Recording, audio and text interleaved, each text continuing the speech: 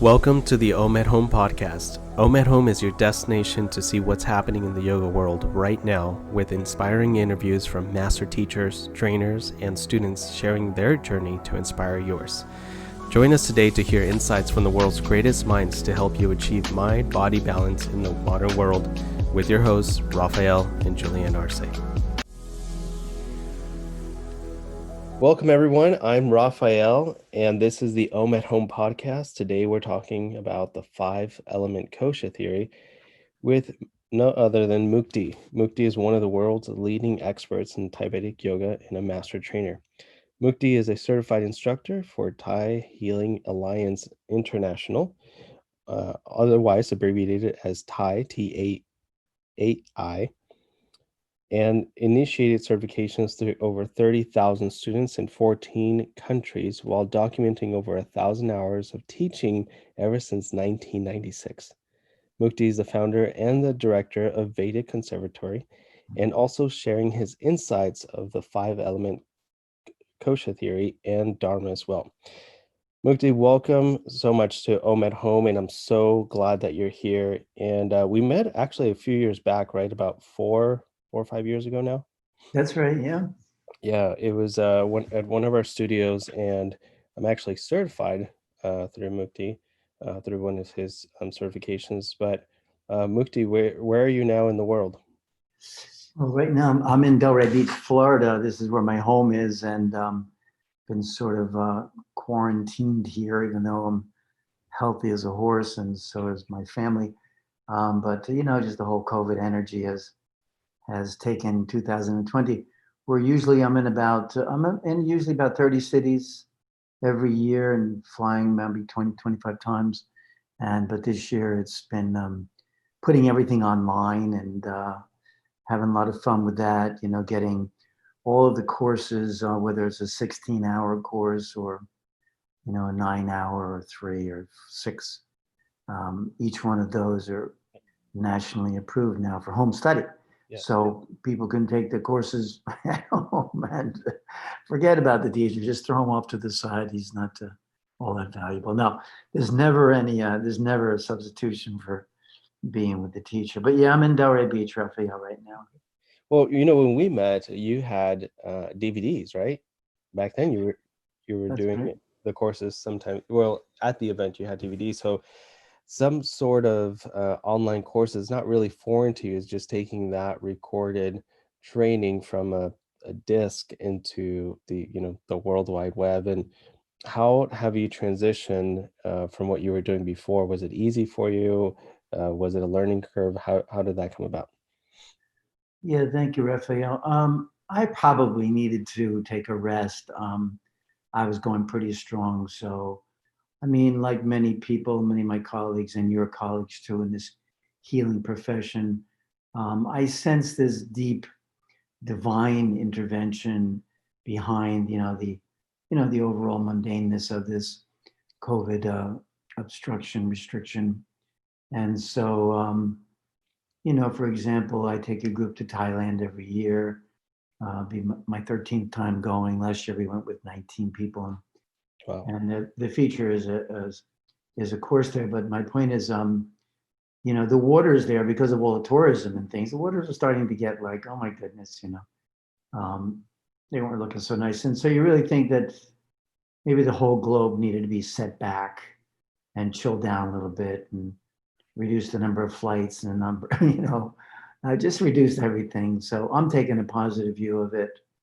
And, but I find myself kicking at the stall a little bit now because, I have 16 people in class tomorrow in Miami. I have a 3-day course. So, it's kicking up again. I'm getting calls now to come on out. So, the growth is happening again. And so, but I found myself appreciating laying low a little bit, and also now I'm kicking at the stall a little bit too. Yes.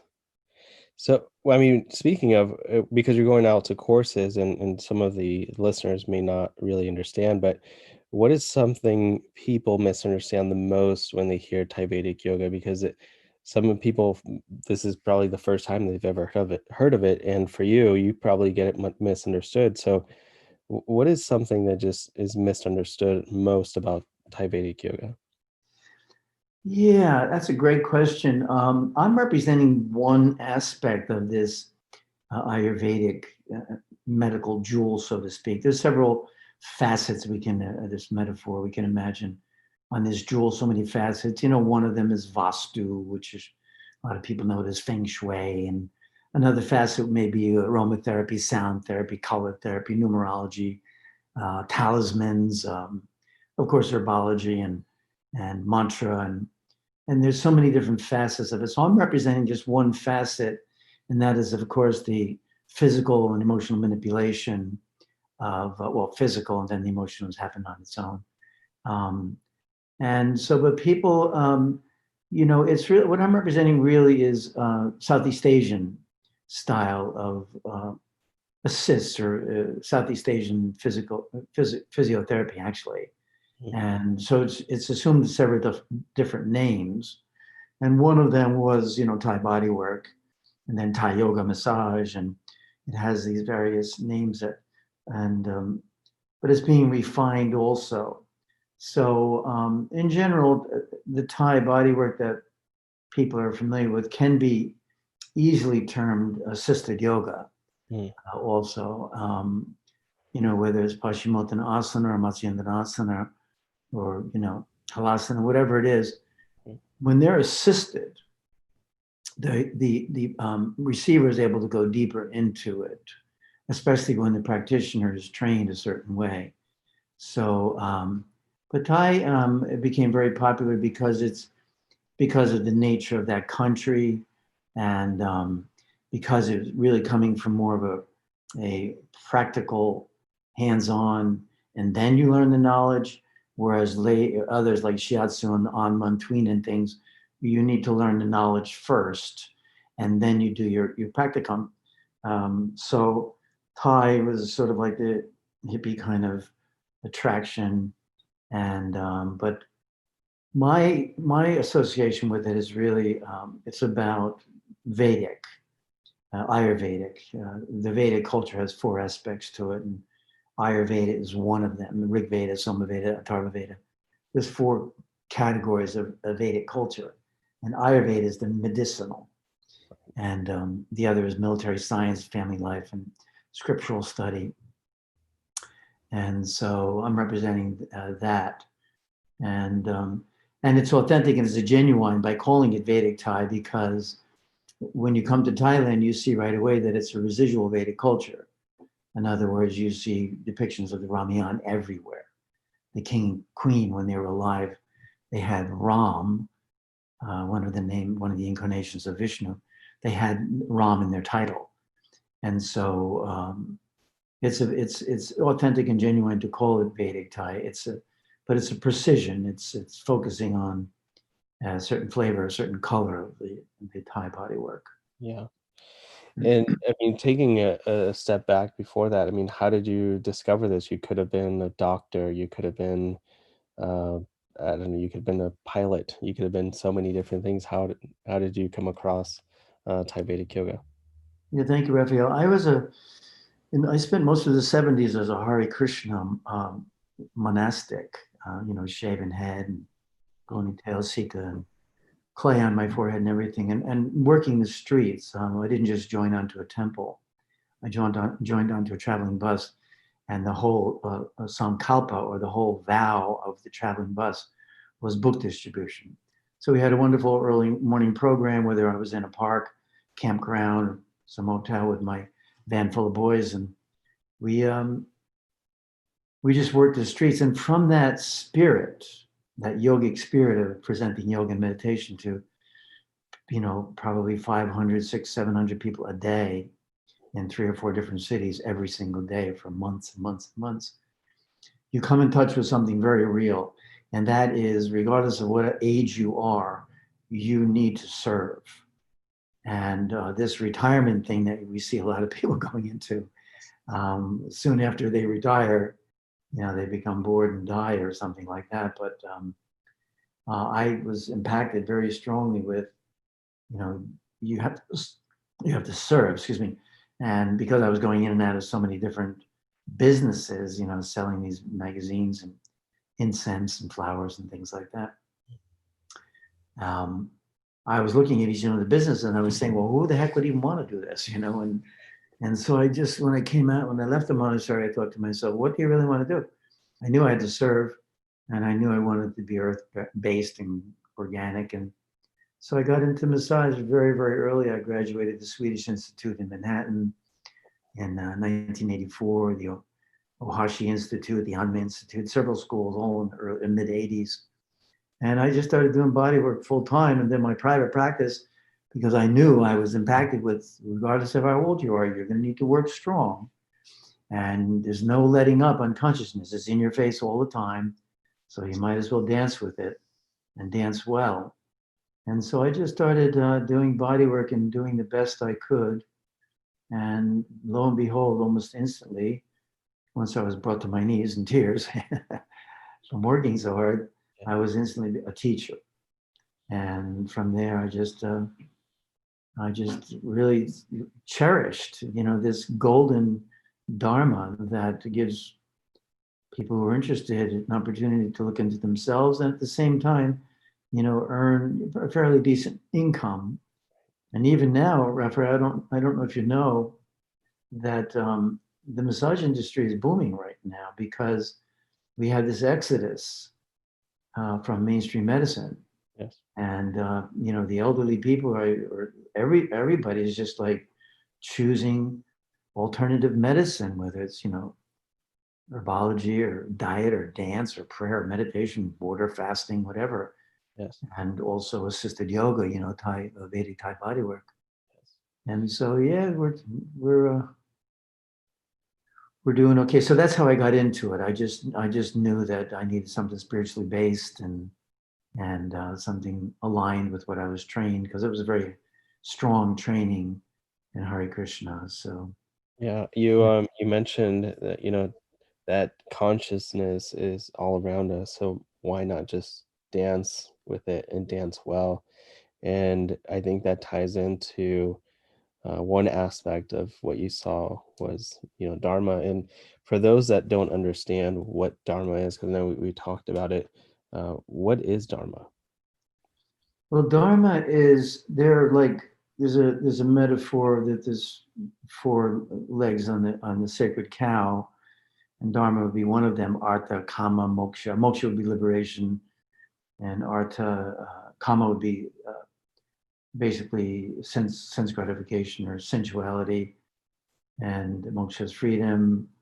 Artha is economic development, and Dharma is your spiritual quest. Mhm. It's the path, it's the way, um, which is, I mean, our guidance counselors, in school here in Western culture, they should have known about that word Dharma, because it's basically your inclination and your duty and your responsibility, all combined, all rolled up in one. And it's a very pleasant concept to meditate on. Um, and it also resolves, the issue of, finding yourself in perhaps a job that you're simply not resonating with. And we have four aspects of the social body. It's called Varna, Ashram, Dharma. And Varna, three terms there: Varna, Ashram, and Dharma. And it's described in Bhagavad Gita that you have the Sudras, which are the working class, the foundation, the stability of, the I don't know if you want to say blue collar, but whatever. And so that would be basically the legs. And then you have the arms, which would be the security, military, police, you know. Then you have the trunk or the torso, which would be the mercantile class. And then, of course, you have the cranium, the head, which is really, the astrologers, the the spiritualists, the priests, the priestesses, the yogis, yoginis, Yes. sages, mendicants, and but what we have, because we weren't trained in this country that way, of course, we see people in offices that really want to be in the fields, farming, and then we have farmers who, really want to be in administration, and so we have this mix-up happening. Absolutely. So for those that are on the path, they don't even realize that they're on the path. What would be some advice, words of wisdom from you, to be able to head onto the path to find Dharma? A lot of them right now, in the midst of losing their job or questioning now the unquestionable, as we say.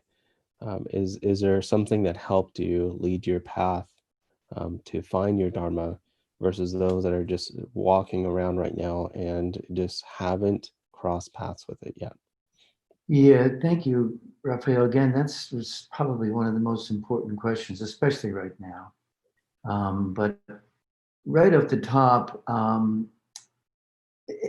course, meditation is going to be necessary to sit with yourself and repeat the question to yourself internally, um, and not be so concerned with what the answer is. In other words, cultivate a quality question, repeat that question as if you're listening to the echoes in the canyons of your mind or the canyons of your heart, the canyons of your soul. You repeat the question, then you listen to it echo. And it may take a while, um, yet the answer will come back. For example, who's my deity or what is my deity's name? That's a very important question. What is my dharma? What is the purpose of my life? These are very important questions, but we cannot just rush to an answer on it. We have to spend some time. I just finished a Vipassana. What am I saying? Just finished. It was already a year ago.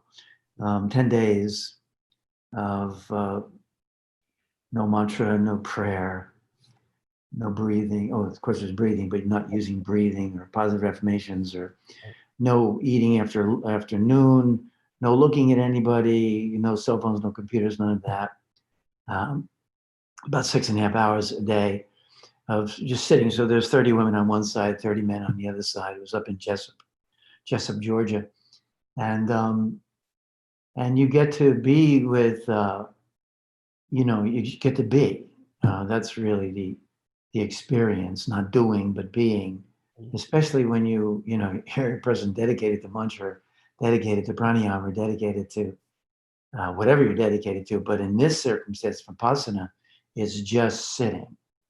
So you have your cushion, you get yourself comfortable, and you get to experience. I think what I'm moving towards, Raphael, is that it's difficult to say, but despair, and discomfort. Um, these are our teachers. Yes. And something very curious happens where once you realize that, you're like, whoa, why am I running from it? Why don't I run to it? And before you know it, the suffering disappears. So the same thing with, I have a form that I have with each of my private clients, and it's called the Quality of Life Inventory. And one of the categories is, there's 30 of them, but one of them is meditation. And all of them they're supposed to give me a number from 1 to 10. They're all giving me low numbers. They give me ones and twos, and they're all saying the same thing. Do you know how difficult it is for me to sit and be with my mind? Hmm. And this is the same thing that Arjuna went through in the Bhagavad Gita, considered one of the holiest books on the planet. He was also saying the same thing. As a matter of fact, he said to his teacher, "So do you realize you're asking me to control the wind?" And his teacher said, "Yeah." And with some practice, guess what? You'll be able to. So after a while, you look at the joy of the meditation and the discomfort of the meditation. Both of them neutralize themselves, and next thing you know, you have this beautiful space, and therein lies your, revelation. Like the Bible says, more valuable than a pile of gold and jewels, and is revelation. Of all things, it says in Proverbs, of all things, getting it, getting it. Getting it. I love it. Yeah. Yeah, absolutely. So, what led you through this path where, I mean, right now we're going to get into the five element, five kosha theory. Um, how did you discover this? From dust the body came until dust the body shall return. And many people say that the wrong way. They say, from dust I came, to dust I will return. First of all, that's the incorrect expression, because you and I are eternal. Um, we have no beginning, we have no end. And so the five elements are, Boomer, Apo, Nalvayo, Kama, no Buddhirevicha, earth, water, fire, air, ether, mind, intelligence, and ego. And these are the 8 elements that will make up the material world. And so in Chinese, it's only 5 elements, and in Thai, they only work with 4. Mm. And so essentially, when people come for whether it's a full Ayurvedic analysis or whether it's just for the physical manipulation, they really do want to hear some type of earth ground basic uh, theory. And that's where you would begin. You would begin with the 5 elements, explaining that their interaction with each other is what is forming the material world, along with, of course, the gunas, sattva guna, rajaguna, and tamaguna, which is like the 3 colors. There's only 3 main colors: there's red, yellow, and blue. And so all of our friends are in one of those categories, whether it's the category of sattvic, which is goodness, or whether it's rajas, which is passion, and whether it's tamas, which is basically dark. Yes. And so our friends are there, our food is there, our activities are there, our belief systems are in one of those 3 gunas. So you have the 5 elements, you have the gunas, and then you have your doshas. You have your vata, which is a very cerebral person, a very academic based consciousness up in the 5th and 6th and 7th chakra, basically up there in the cranium. Yes. And you have your pitta people, which are really fiery. They have their there's several categories for each of the 3 doshas. Then you have your kapha, which is very grounded and more like so. So yeah, so everybody wants to have some type of explanation, and so the 5 element theory is part of that explanation. It's rooted in the Yellow Emperor's Book of China, which is thousands of years old.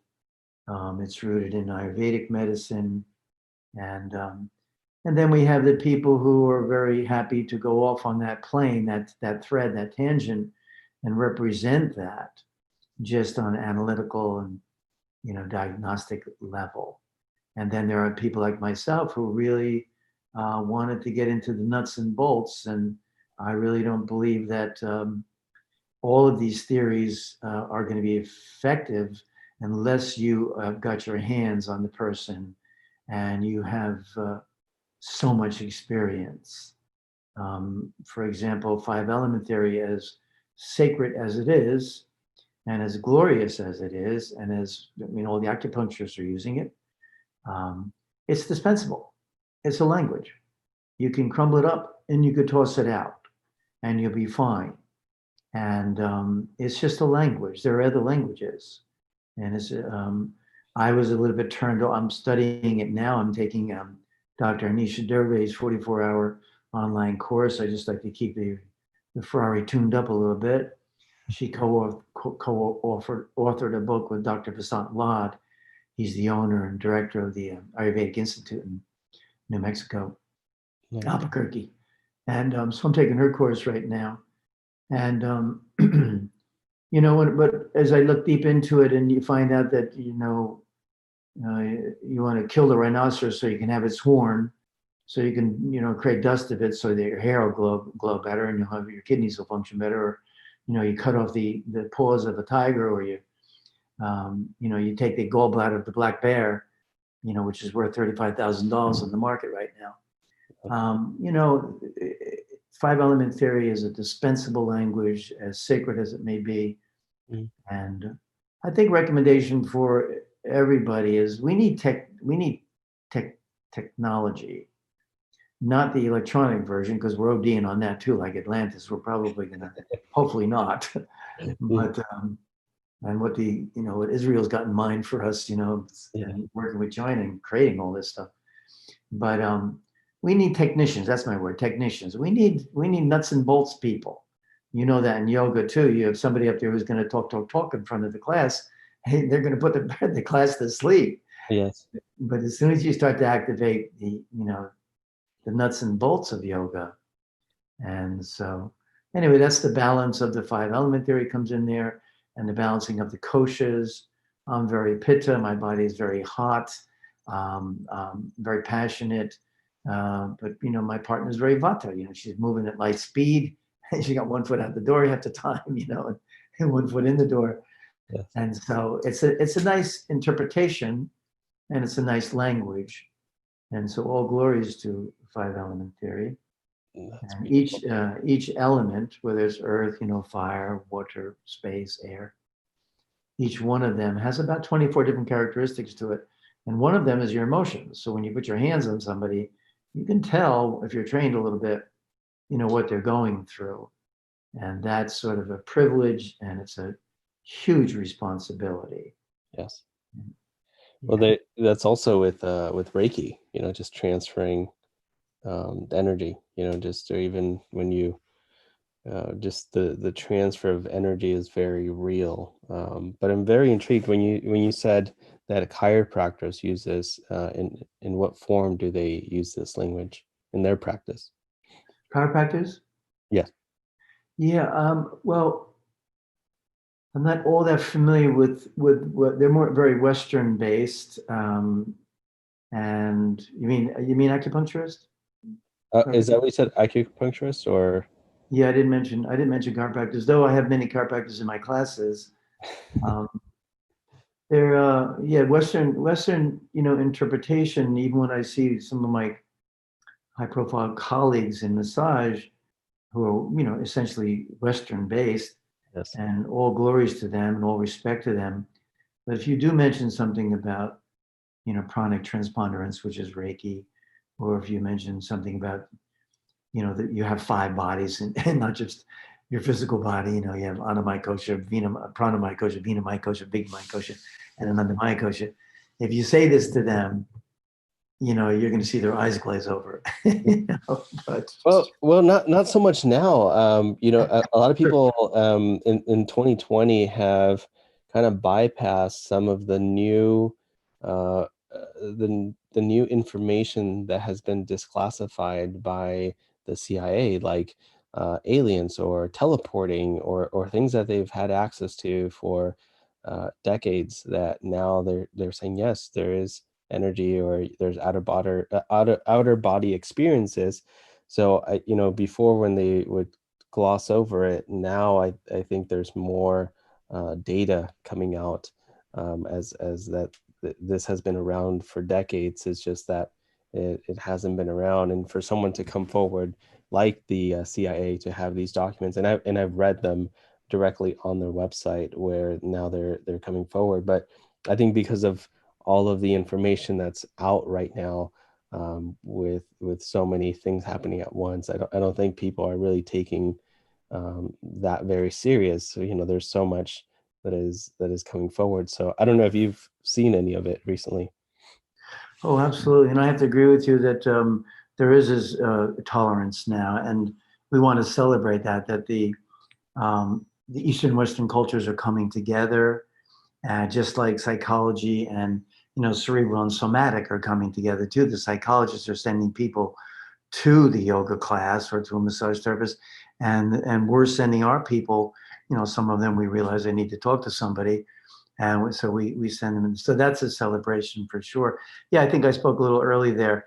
There is this this opening. I mean, for example, in my class, I think I might have showed it in your class also when you were there, Raphael, that there's this hospital in Beijing, China, and they heal people instantly on the spot with a belief system that it has already happened. That's their belief system. It has already happened, not that it will happen. Um, and we saw on a computer, we saw live on a computer this 3-inch tumor shrink in this woman's bladder, um, by these four practitioners. They were in their white clinical jackets, but they came in with a belief system. And of course, the recipient also had the belief system that it has already happened. And you could see it within 2 minutes, this tumor shrank and disappeared. And so that's a very exciting As a matter of fact, I'm thinking of having T-shirts made up. It has already happened. Okay. Well, that's part of, when people talk about manifesting or just thinking of something that they're moving towards.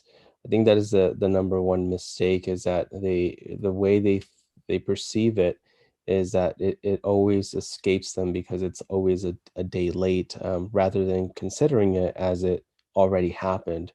Especially when you dive deeper into like the subconscious mind, where a lot of the answers that we're seeking are already there. It's just that people don't realize that the way they think creates a blockage as well, where they're always thinking that in the future and never in the present. So it should be a T-shirt that should say, you know, It's very important to watch how we language our life. For example, many times we say, "I don't know," and because convenience, easy. Well, I don't know. There's a verse in the Vedas that's Om Purnamada Purnamidam Purnam Purnamidashade, and it's basically saying that you know everything. You may not be remembering right now, just like Arjuna, he couldn't remember his past lives. His teacher could. So it'd be better to, instead of saying I don't know, better to say presently I'm not aware of it, mm, because the soul knows, where we were and who we were 10,000 lifetimes ago. It knows absolutely everything. And so, yeah, we do have to watch how we language our life. Very absolutely. important. Absolutely. So, one of the parting questions that I have for you before you just share a little bit more with us, but if you could have a billboard with anything on it, what would it be and why? Oh boy, what would it be and why? I would just like a picture of me in Namaste and respecting, and the Tibetan Buddhists, which I follow quite a bit. They say that the soul is compassion. Mhm. It's not doing compassion. It's it's not even being compassion. It is compassion, Oh, and therein, I believe, lies the fulfillment for myself of accessing that. And even I know that you're following a lot of the stories going on, conspiracies and things. Why are we jumping on these people and crushing them and blaming them and ridiculing them and things, when really what they need, without mentioning any political names or anything, what they need is compassion. What the Tibetan Buddhists believe is their karma is in the future. You may think you got away with murder. You may think you got away with, stealing, and because that's what we were brought up with to believe. Nobody saw that, so I got away with it. But you didn't get away with it, and so these rascals who are doing things, what they need is compassion, because they're about to face something quite significant. oh. Uh, Yeah, there's this topic about compassion, and even it's been in my realm in the last year or so, just cultivating compassion and why it's needed in our day-to-day basis, and why some people lack it. It's just something that we don't talk about as much. I think the first time I really dove into compassion was through um, this organization that would donate to orphanages, and actually went down to one to give them school supplies. But really, I started diving into the topic or the conversation of compassion, and I completely agree with you. I think maybe the billboard, um, maybe instead of namaste, it would have a picture of you and say compassion. yeah, and also maybe the Sanskrit term smaranam, and smaranam is a very, very important. It's actually a form of yoga, and it may be one of the top rungs on the yoga ladder. Um, and it means to remember to remember. It doesn't mean just to remember, because the opposite of remembering is forgetting. But if you remember to remember your deity, or whoever it is that is your beloved, who is it on that's on your altar? Who are you giving thanks to for your children and for your safety and your success and your nutrition, whoever that is, to remember that image in its most detailed form, living form, whether you're washing the dishes or walking down the street or writing a book, whatever you're doing, to remember is probably one of the most important things. Smarana. Yes. Absolutely. And the second question is 150 years from now, let's say scientists fail to save the world and all that's left here is a book about your life. What would the title be and what would you tell us that it's about? Oh boy, yeah. I know you previously sent me that question, and I just, love, compassion, remember to remember. Um, yeah, just more important than seeking who am I is really what is I, and what is spirit and what is soul. Um, so yeah, to me that's more important than who. I mean, who, of course, who am I is important, but what am I is also very, very important. And I think that's beautiful because if I was walking this earth 150 years from now and we're eternal, so that could possibly be likely. And I picked up your book. I truly believe that the quality of our life is determined by the quality of the questions we ask ourselves. So those questions that you just posed, I think, are very, very important, especially when it all leads to our Dharma or evolving and expanding our awareness. So I love that. Yeah, it's been so nice speaking with you, Raphael. And the Vedic Conservatory is offering classes again, as we've been doing for the last 20 years. Mostly, we're representing mechanics and technique, but of course, it's sprinkled with some really decent theory and philosophy and personal empowerment, rejuvenations, and things as we go along. Yeah. But and they're all nationally approved, and but even beyond that, it's excellent for any of the healers, especially yoga teachers. They need to have a niche. They need to learn how to touch with confidence, and we really, as you know, we really get in there and dance with the person and assist them with this yogic interpretation. So yeah, I have these courses happening. Mostly I'm presenting 2-day, 3-day, 5-day, 7-day courses. And but they're cumulative. Yeah. The hours are cumulative, and you work towards an official 150-hour um, certification. Yeah. Yeah. Are they all are you still able to get certified all through online or do you have to be in person? How are you maneuvering through that right now? Yeah, and being that I'm the certifier, um, I couldn't really completely certify a person unless they were with me for several hours. This online stuff it's got its it's got its questionable side to it. There's no substitution for being with a teacher, Sure. because the teacher is going to empower you in the spaces in between what you're doing. Absolutely. Um, so yeah, and regarding masks and gloves and things, I leave it up to the person, up to the student. I've had several classes this year. Mhm. I've had 3 dinner parties at my house. Last one was 19 people, and from all walks of life. And really, there's only 1 or 2 people who came with masks. And it seems like it's the whole concern, not to go off into crazy of a tangent, is it's receiving a nod and a wink. Basically, it's receiving its momentary respect. But all in all, I think the humans are really quite like warriors, and they're aware of other things, let's say. So the classes are, people can wear masks if they want.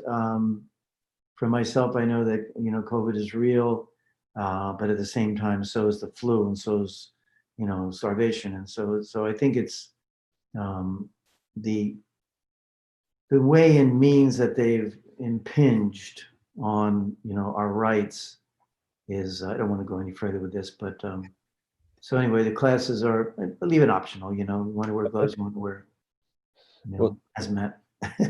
so yeah, for those that have not connected with you, where can they follow you on social media? How can they connect on your website? If you can share that with them as well. Yeah, Facebook, it's Mukti Michael Buck, or it's a Vedic Conservator. Oh, anyway, go there and then you'll see it's the other one is Vedic Education or something like that. But my website is VedicConservatory.com. But the more important one is VedicThaiCourses.com. We Vedic. also we also have VedicThaiVideos.com, and they're just loaded. We have a beautiful store now, and as I say, lots and lots of videos and futons and some Sudarshan discs, which are some pendants we sell. But that's about it for us. Yeah, I mean, if you go there and you like something, it's great. And I think when time permits, Mukti is such a beautiful soul when you get to meet him in person. That if you get the opportunity, when travel permits, just attending live with him, because he has so much to offer. There's not so much that we can cover in one session with a podcast because there's so much to learn from him. So if you do get the opportunity in person, be able to spend some time with him, that would be great. And any parting words of wisdom for our audience? Oh, let's see. I just want to thank you also, and of course, Julianne. You guys are such a beautiful force, and I'm so blessed to meet you guys. And hope you're happy out there in California. And yeah, just thank you for continuing with this spirit and pressing forward in your yoga, your yoga dharma. And I'm glad to be connected with you, my friend. Likewise.